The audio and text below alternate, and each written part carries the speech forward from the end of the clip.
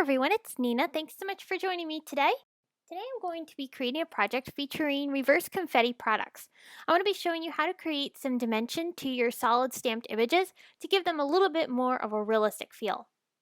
I've got here the Rose Garden stamp set from Reverse Confetti, and I'm starting off by stamping a bunch of the images from that stamp set onto some cardstock.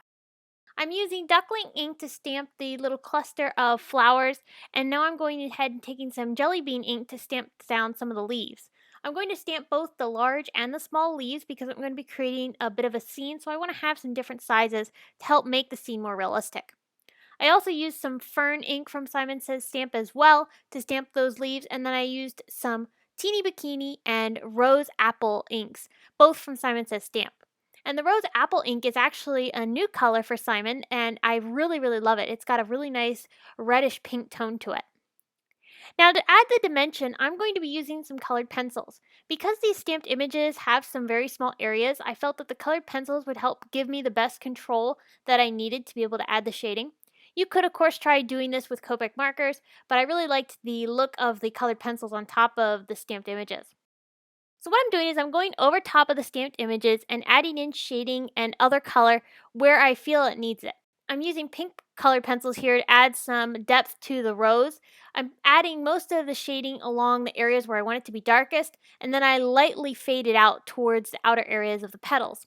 I did the same thing with the leaves, and it allowed me to get some deeper color around the darkest areas of my images and allowed the ink underneath to shine through on the lighter areas. So after I did all of my coloring, I went ahead and took some of the dies that coordinate with this stamp set. You don't have to use the coordinating dies, you could fussy cut these, but because I had them, I was going to go ahead and use them. I'm using some washi tape to hold them down onto my cardstock so that way as I run them through my Big Shot machine, they won't shift. My scene is going to go on top of this piece of cardstock that I've cut down with a Simon Says Stamp Stitch rectangle die. I'm laying a piece of Post-it tape to mask off that bottom area of my panel. You don't have to use Post-it tape, but this is what I had on hand, so I'm going to go ahead and do that. The reason I'm masking it off is because I want to create a striped area along that bottom portion of the card, and I want to create that using a Copic marker. I'm using the chisel nib, and I'm allowing the chisel nib to not fully touch down onto the paper, so it creates these variegated looking stripes. So the stripes aren't perfect, they have this really nice artistic feel to them, and I think this is really fun. It kind of almost looks like they've been painted. To add the stripes, I'm using an N9 marker, so it's not quite totally black, which I feel really matches well with the card design. Because it's not totally black, it doesn't really stand out as harsh as if you would have used a black marker instead. I'm repositioning that Post-it tape along the bottom portion of that panel to cover up the stripes, so that way I can do some ink blending across the top area. I'm going to use that jelly bean ink and lightly add some color along that bottom portion of the mask and then gradually fade that out towards the top of the paper.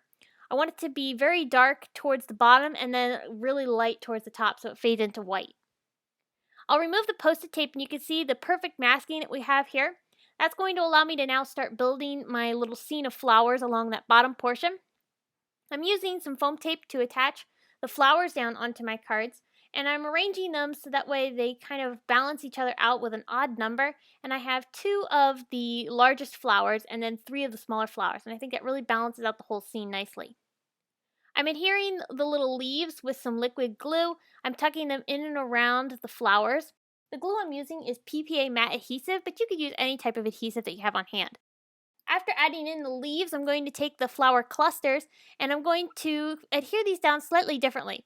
I'm going to put a bit of liquid adhesive along the stick and then a bit of foam tape along towards the top portion of my flowers. And that's going to allow the bottom portion of the flower to lay flat, but then as it gradually goes up towards the top of the flower cluster, it's raised up off the card. So it just adds an extra depth of interest to this flower scene. After I've adhered all of my little flowers and leaves, I'm now going ahead and adding some double-sided adhesive to the backside of this panel, and I'll put some fun foam on the backside of that just to give this panel a bit of dimension off of the card base. For my sentiment, I'm using a sentiment stamp set from Reverse Confetti. This has a bunch of really beautiful friendship sentiments. I'm going to cut this apart and stamp the top portion of the sentiment in that rose apple ink, and then the bottom portion I'm going to stamp in the slate gray ink from Simon Says Stamp as well. And I felt that the slate gray ink matched really nicely with the N9 Copic marker that we used to create the stripes.